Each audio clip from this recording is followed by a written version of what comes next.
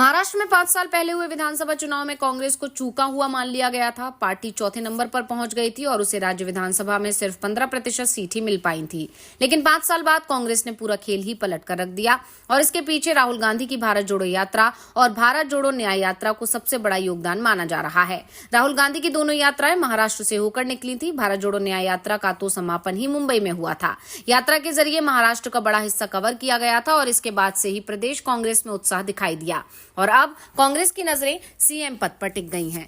Congress high command ने साफ कर दिया है कि सीट बंटवारे में अब कांग्रेस ड्राइविंग सीट पर है। वो इंडिया गठबंधन में सबसे ज्यादा सीटों पर चुनाव लड़ेगी। हाईकमान ने राज्य के नेताओं से कह दिया कि 100 से कम सीटें मंजूर नहीं की हैं। इनकी संख्या को आगे बढ़ाना है, 125 तक पहुंचाना है। कांग्रेस ने अब विधानसभा चुनाव में कांग्रेस सबसे ज्यादा सीटें और सीएम पद पर नजर बनाए हुए है और इसके पीछे लोकसभा चुनाव के परिणामों का सबसे बड़ा हाथ माना जा रहा है। लोकसभा चुनाव में कांग्रेस ने 17 सीटों पर चुनाव लड़ा था और 13 पर जीत हासिल की थी।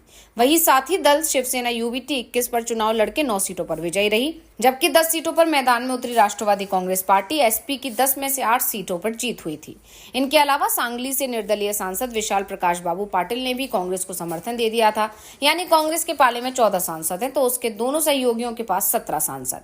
कांग्रेस के नेताओं को लोकसभा चुनाव में ही ये भरोसा था कि अगर वो रिजल्ट देने में कामयाब रहे तो विधानसभा चुनाव के टिकट वितरण में उनका पक्ष मजबूत रहेगा और इसी के चलते कांग्रेस ने पूरी ताकत से चुनाव लड़ा। इस बीच इंडिया गठबंधन में सीट बंटवारे को लेकर जो चर्चाएं चल रही हैं, उसके हवाले से कांग्रेस नेताओं ने दावा किया है कि पार्टी को 110-115 सीटें मिल सकती हैं। उद्धव ठाकरे की शिवसेना यूबीटी के लिए 90-95 और एनसीपी एसपी के लिए 80-85 सीटें मिल सकती हैं।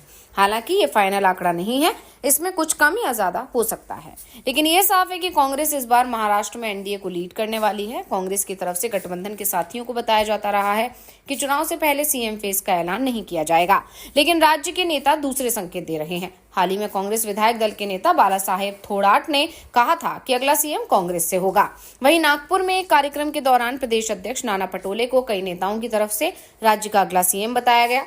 दरअसल कांग्रेस के इस भरोसे के पीछे कई कारण हैं, क्योंकि अगर महाराष्ट्र में सभी रीजन पर नजर डालें तो इंडिया गठबंधन ने सबसे अच्छा प्रदर्शन विदर्भ में किया है और विदर्भ रीजन की अधिकांश सीटों पर कांग्रेस के ही उम्मीदवार दिखाई देंगे, क्योंकि यहाँ कांग्रेस इंडिया गठबंधन में सबसे ज्यादा मजबूत है।